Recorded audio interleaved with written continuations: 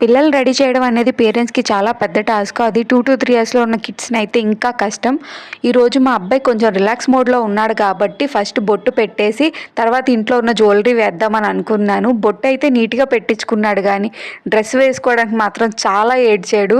నాకొద్దు ఆ స్టోన్స్ అవి అంటుకుంటున్నాయని చెప్పి వద్దన్నాడు. లాస్ట్‌కి ఇంట్లో ఉన్న దుప్పటాతో ఇలా ధోతీలాగా కట్టాను.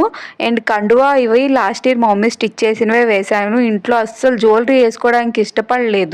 అబ్బా! ఏంటి ఈడు బలరాముడిలా రెడీ అయ్యాడే, కృష్ణుడిలా రెడీ అవ్వట్లేదే అనుకున్నాను.